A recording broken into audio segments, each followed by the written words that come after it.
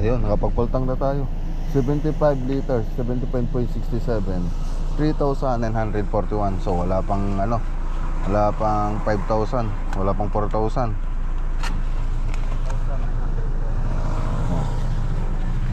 So 52 yung 52.50, 52.50 ang bawat isang litro ng diesel ngayon. Turbo diesel pa yung nilagay po natin dito mga boss. Full tank na naman, 632 kilometers ang tatakbo na ito, ang isang full tank. Okay, saglit muna tayo, saglit ulit muna tayo dun sa ano, sa crossing Malacampa project. So yung modular cabinet po noon tinatabas na po.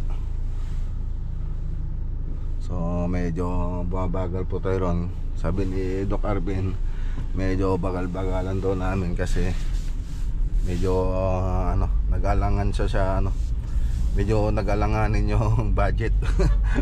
Kaya ayun, bawas muna tayo ng tao mga boss.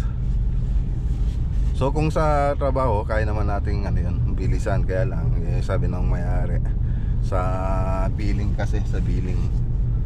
So ayan, medyo bagalan daw namin para ano, sakto-sakto yung mga budget niya. So last billing naman na siya. So tara. Okay, so ayan o, finishing na po tayo. Retouching na lang, retouching. Tapos ito yung iwaran na di pa. Di ba? Meron pa silang nire-retouch dito sa labas. Sa loob lang muna sila. Ay, sa loob lang muna kayo? Okay. Napag-iilaw na ba lahat? Opo, sir. Pag-ilawin mo nga.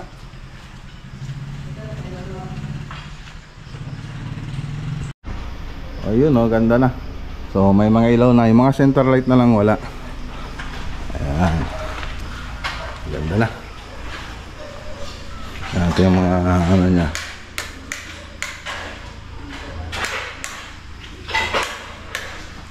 Tricolor po yan. Warm white, daylight, tsaka white. Ganda ng pagkaka-lagay.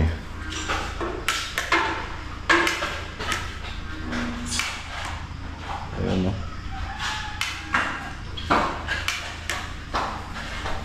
Okay.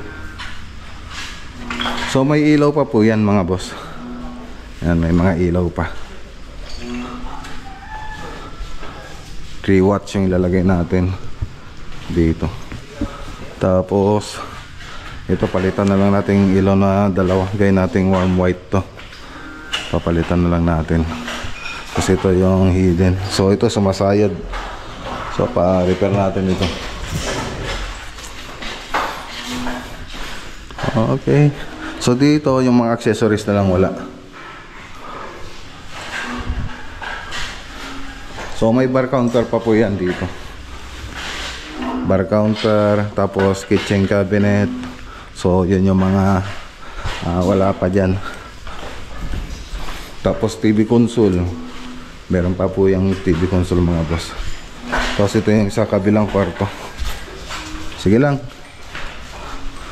Dito mga accessories din yung wala pa. Ayan. Hindi pa naikabit. Okay. Pati yung mga ilaw dito hindi pa naikabit.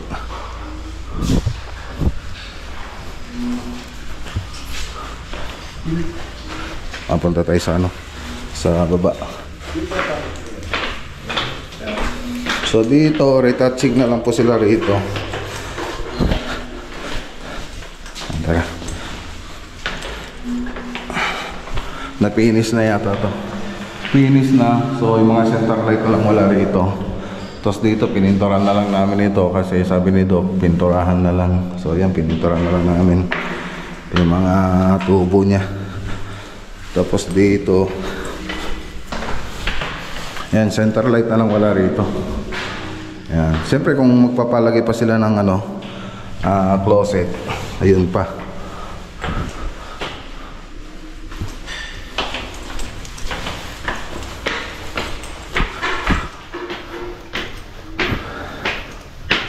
Okay.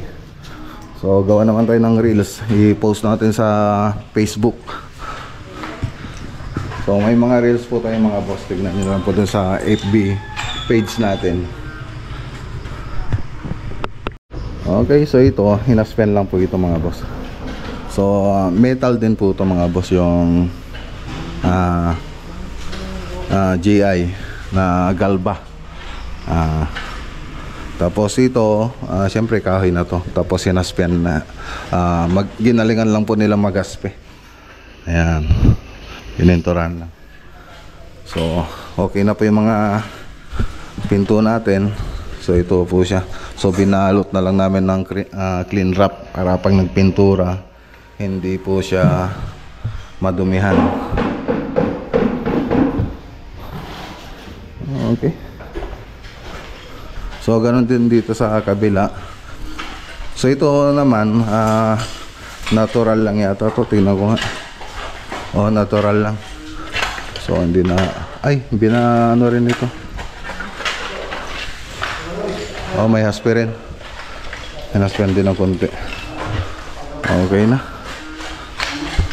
So ito naman yung hagdanan sa papunta dito sa likod. So gagawa pa po tayo ng Poso Negro dito. May sinabi na kung saan ilalagay yung Poso Negro? Yung Poso Negro, wala pang sinabi? Pero mas maganda po lagyan sir. Oo. Kinukuha pa natin yung sukat ng ng lote bago natin ipesto.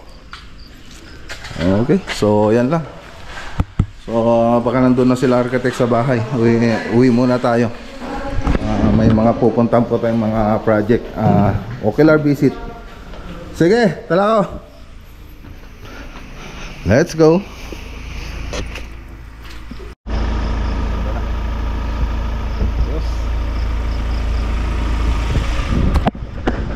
Ay, mga ilaw na siya. Maganda rin na rin ito pag gabi. Nakita yung liwanag niya. So tara na. Okay.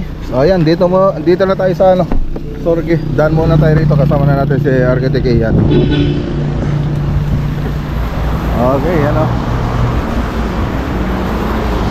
ito yung bahay na ginagawa natin. So 2-story po siya, residential tsaka commercial. Puntahan natin sa loob.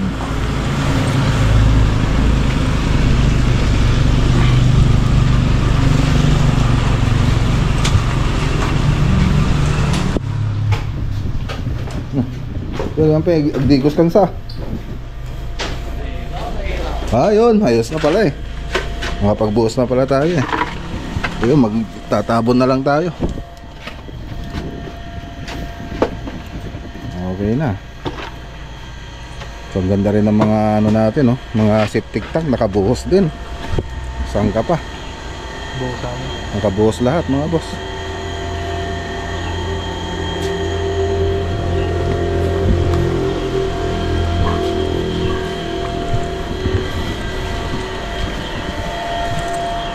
So pagkatapos natin nito, mag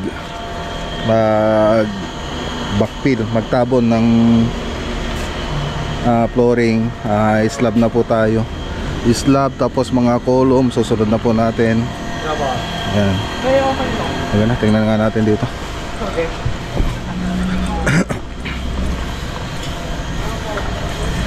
Okay.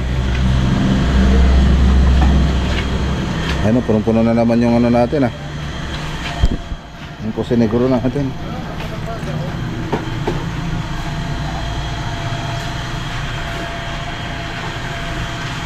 Pwede na rin pispan to. Ito meron siya pag napuno yan, diretso na siya doon. Makikita nyo doon yung tubo doon.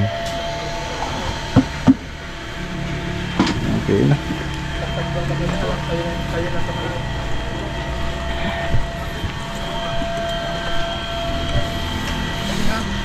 May kagandaan din itong umulan para mabuti, makumpak na mabuti yung mga tabon natin dito. So yung tubig na yun, madali lang naman alisin yun. So meron naman tayong submersible dyan, submersible pump. So tatanggalin na lang natin. Okay, so dire-diretso yan. Tapos na yung mga mahirap na parte. Ito na yung last na mahirap, yung magtabon. Tapos yan, dire-diretso na yan. Siyempre makukuburan na yung mga ano dyan, mga bintana. Siyempre automatic na yan, alam nila na makukuburan yung mga bintana dyan sa kabilang building. Tayo naman, hindi rin tayo pwedeng magbintana rito kasi may ibang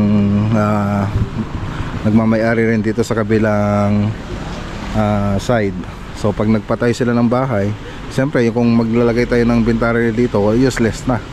So maglalagay naman tayo rito. Meron tayo dito, no? Dito yung bintana natin, no? So yan. So kaya yung design natin, walang bintana sa mga side. May open space tayo dito. Diyan? Dito? Sa may sip test. Okay.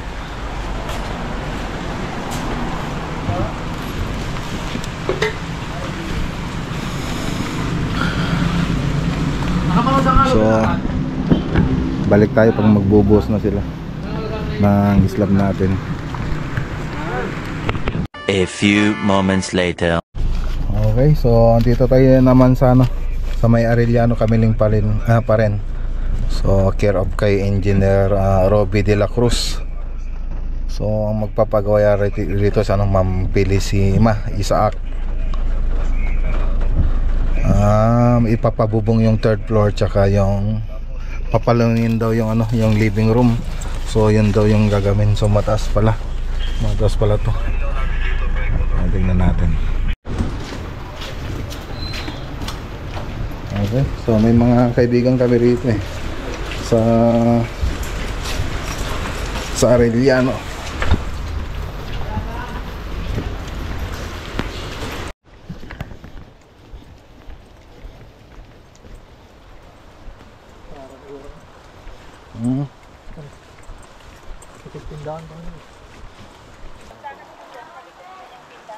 Andito na po kami, ma'am. Ayan po, dito na po. Okay, tara.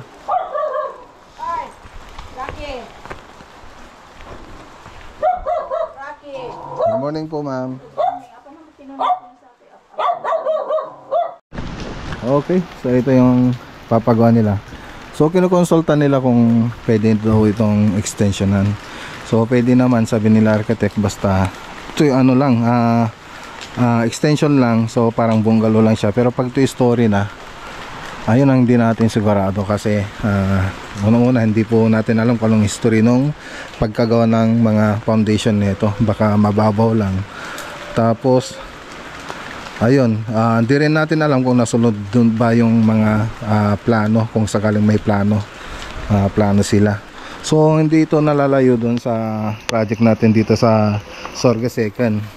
Doon sa Sorge Second, makikita nyo doon nagpanibago tayo ng poste. So nung hinukay po kasi natin yung mga column doon, yung mga dating nakatayo doon ay alanganin na pang 2 story. So ang ginawa namin, nagpanibago po kaming poste. Tapos nalaman din namin na yung unang bahay na ginawa ay mababaw lang yung foundation niya. So kaya ginawa namin, nag-repair din po kami doon. So kinonsulta namin doon sa engineer. So sabi ng engineer, ganito gawin nyo. So yun naman ang ginawa natin. So parang ganito rin ito. Kaya lang hindi natin sigurado kung gaano kalalim yung foundation nila o kung ano yung mga procedure na ginawa nila dito sa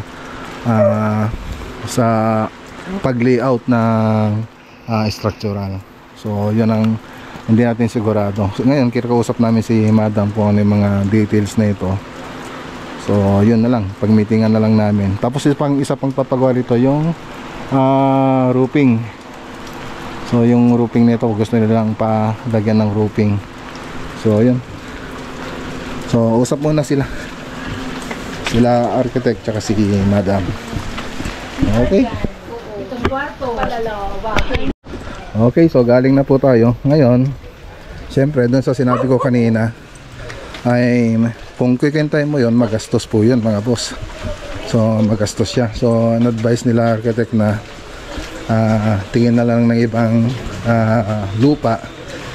Saka yung ano kasi doon, yung pagpa-demolish tsaka pag-check doon sa ginawa nila, mapapamahal lang sila. So at least doon sa panibagong lupa, yung talagang plano nila masusunod. At isa pa, ma-access po na madaling ma-access. makakapagparada pa ng mga sasakyan sa kung may makita silang magandang lupa. Hindi kaya dito na ano, medyo malayo yung paradahan.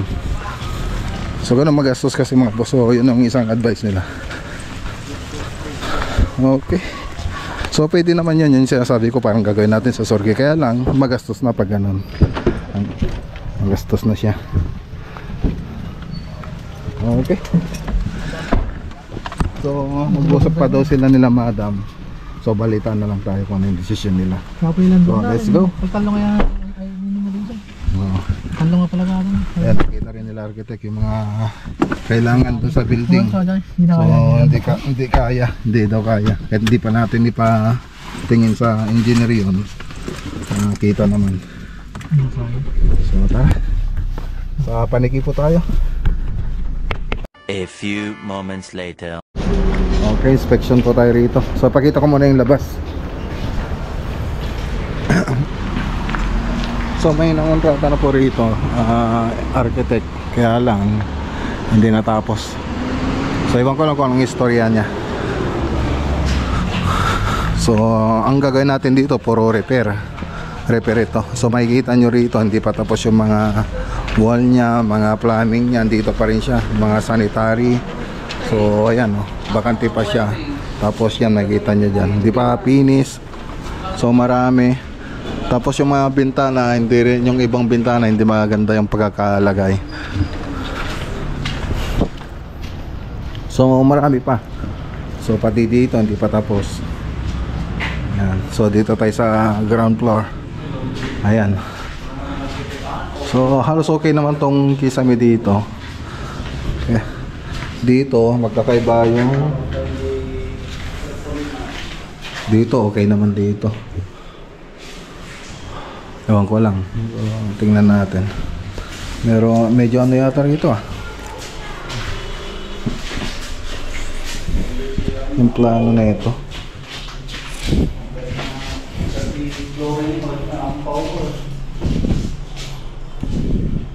Ito duwa mo atin eh.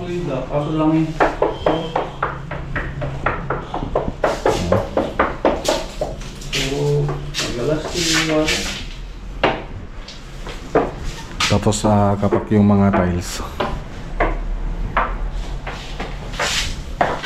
Pati dito. Amin mo dalo, Paano? second, third. Tapos kaya namin ang galod at ituwaw na. Ano, bigay sa ito.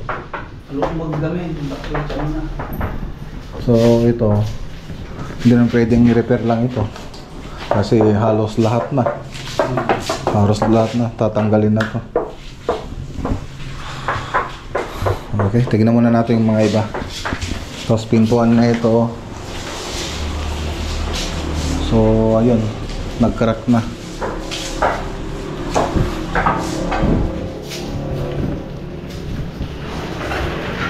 Tapos mga sliding. Okay yan sir, okay naman. Yung mga sliding niya. Pero talaga siya yung fit na fit talaga na lalo na pag sa second, third. Hindi maganda masyado. Tayo sa second floor. So meron pang banyo rito. So kung gastos, marami pa to. Dito ito pa hindi pa tapos. Hindi pa tapos to. CR din ito. Para din sa taas.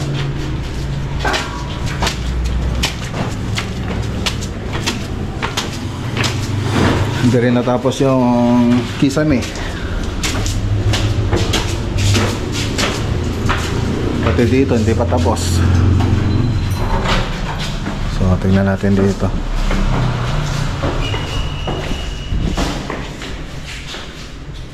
Oo, alam ko na to. Pumapasok yung paniki. Ginagawa ng bahay. Sa Risa. Ito. Ayun na, yung isang problema. Yung isang sliding natin.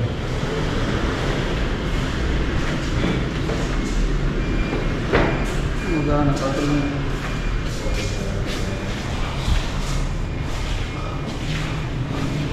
Tapos ito hindi pa tapos. Hindi pa tapos.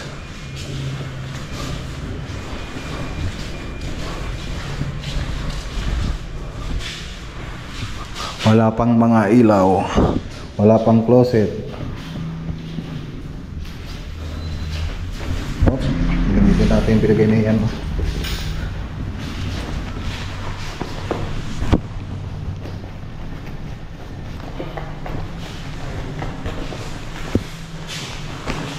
So may mga bintana hindi rin maganda. Hindi rin maganda yung pagkakagawa. Yan o, may mga awang.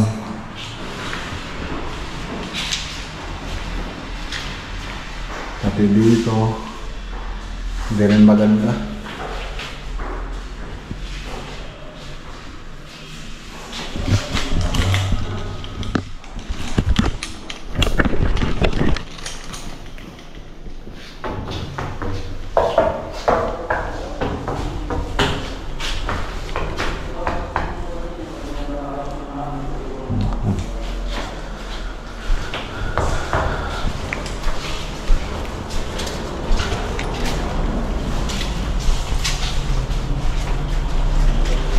Isa pa, pumapasok yung tubig. Pumapasok yung tubig. So pintura, hindi rin maganda yung pagkakapintura. Tapos dito, ayan, hindi ko alam kung ano nangyari rito.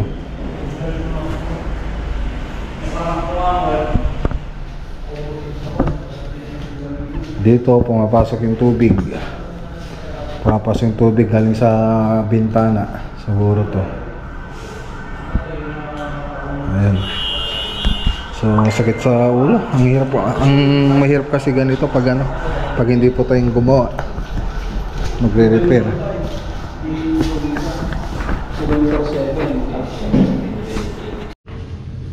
Okay. So ayan, di pa tapos tong hagdanan.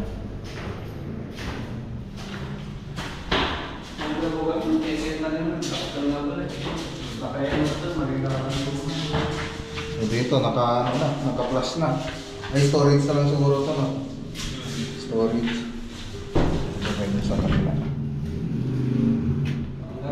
Nakapit natin yung pwede storage.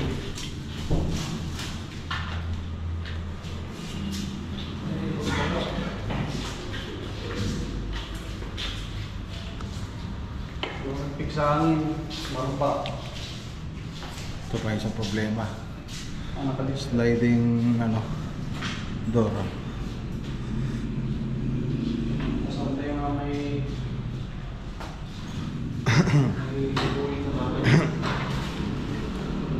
Pati dito natanggal na rin ito. Pag malakas yung hangin, ayun, tatanggal. Ayan, isa pang isang problema to. Ito yung flooring dito sa labas. Ngayon, gumawa lang sila ng rito. Partition para dito sa CR sa taas.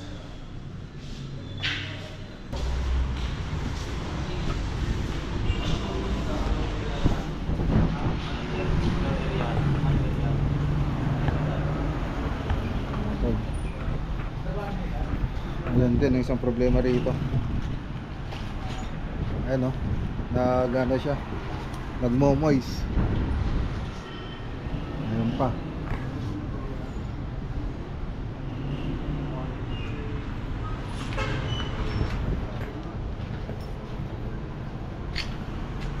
Okay, so dito wala namang problema kung gagawin natin. Kaya lang, siyempre naka ano pa rin kasi siya sa architect. So, gusto namin ayusin niya muna yung problema nila dito bago tayo pumasok.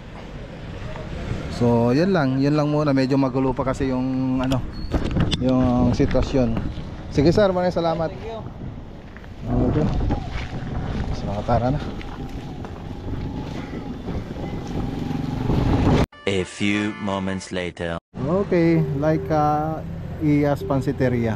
Pansit Batil Patong. So, tingnan nga natin kung talagang gugutom tayo mga boss eh. So, tingnan natin. Alisin ko muna yung ano. Tingnan nga natin kung batil patong din ito gaya no dun sa kinainan natin sa ano na yan, Isabela. Kung kumain tayo dun sa Isabela noon, may batil patong na tinakain si ano yan, shoutout kay Sir Marshall Canaban. Batil patong. Ito yung mga ano nila,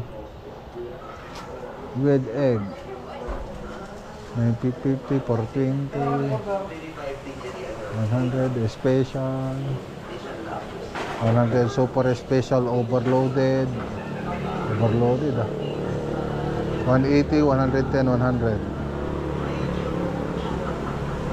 Okay. Yan, tingnan nga natin. Nga po, so bansit pat ang batil patong. So iba siya kung ikukumpara mo dun sa Isabela. Dun sa Isabela talaga loaded yung ano niya, mga toppings niya. Dito talagang chicharon na ano na yun, bagnet.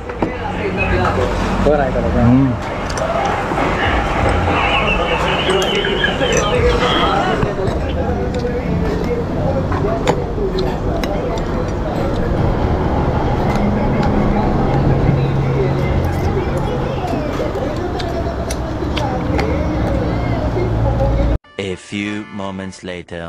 Okay, so dito naman tayo sa Wilcott. May titignan si Architect Oliver.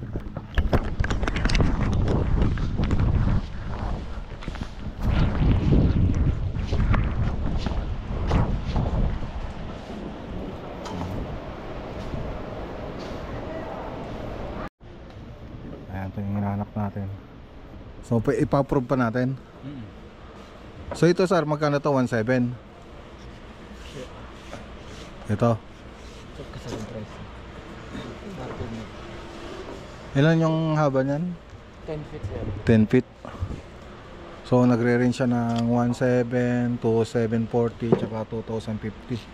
So yan pa yung mga range niya. 2,570.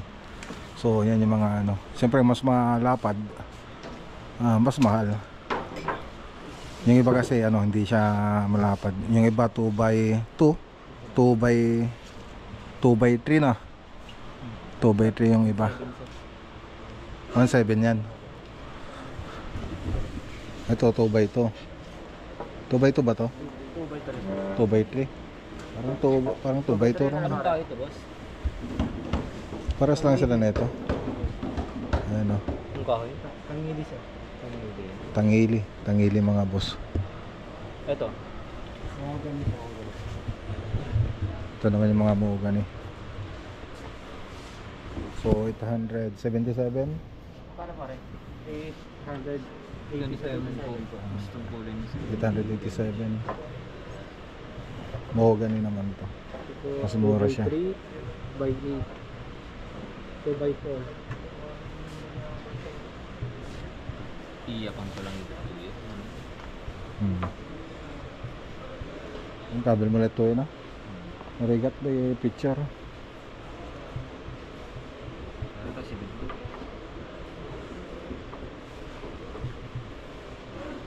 Okay, so tara na mga boss. Mga talaga bits na. Well, bits na ata. Tara.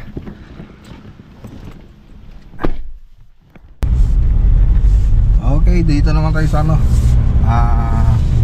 Green Meadow Subdivision, Paligitarlac project.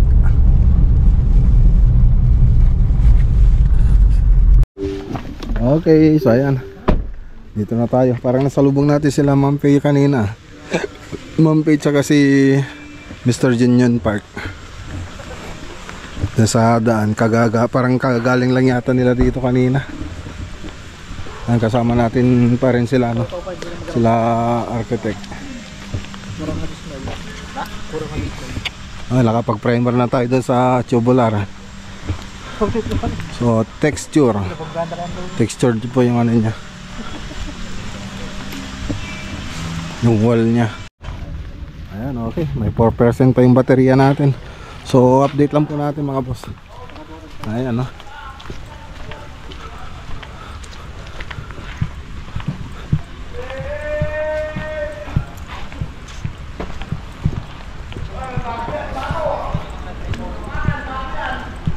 So may mga WPC pa yan.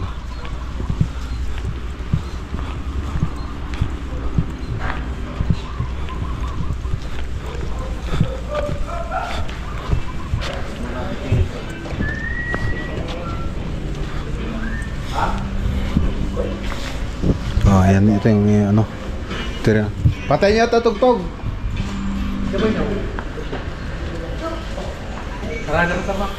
Ah. Ito yung mabalin sa atin. Mabalin natin yan. Wala ko sir. Huwag Yeah. na ka Ito yung good. Okay. Sir, mabalik lang. Nalagyan na yung hambas sa ano si ano.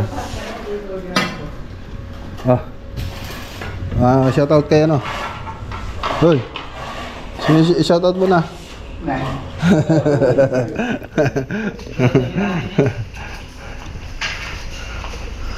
Okay na, tatiles na tayo rito. So ito glass po yan. Glass.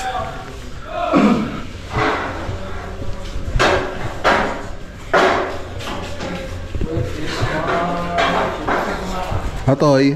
Yung kanji ko sir, Ta. ano sir, ano may kamo sir, mabalin. Ta. Yung ibang kanji sir, mabalin. Okay, so okay na pala rito. Nagkapoda sa ritoy? Da surgeon yun?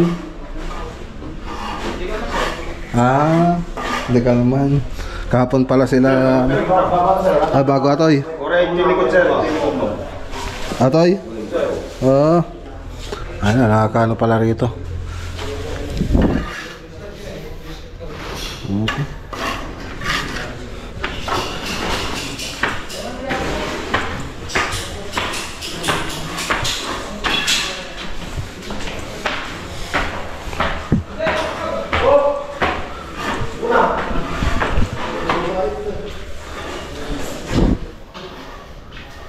Okay, so tapos na rito So CR na lang.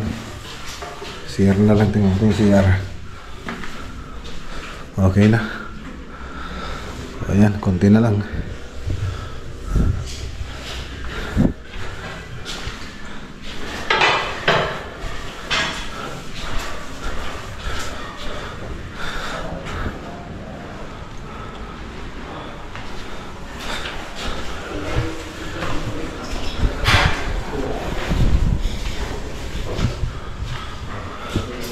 So dito, finish na dito.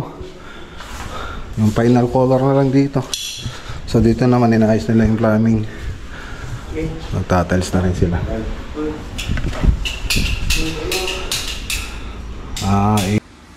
Okay. So ayun, nalobat yung ano natin, GoPro. So cellphone na itong gamit natin mga boss. Cellphone na to. So wood planks to no?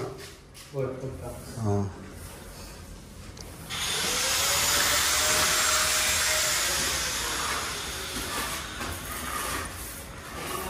Okay.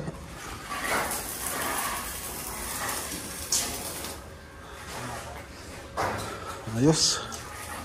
Okay na. Hawon sumbrek nga kikisame? Hawon da?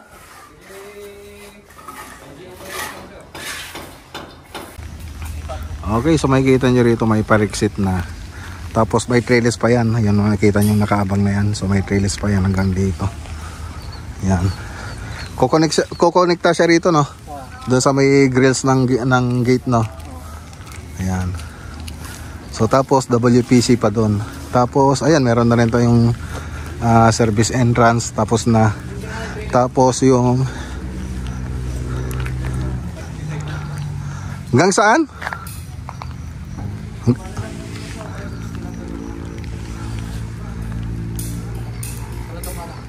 Ay, Atalandok ata. Ay, Kasla Kanupina na. Okay, so yan yung mga wala pa dyan. Tapos garahe.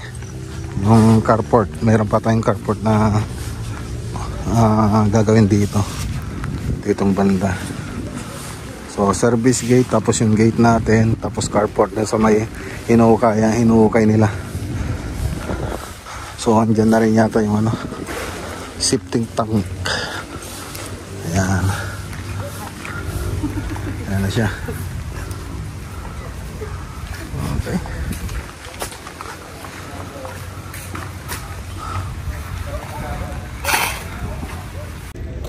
Okay, so ayan, tara na mga boss. So lobat yung ano natin, GoPro. So i-update na lang po natin ito sa susunod na araw. Okay, alright.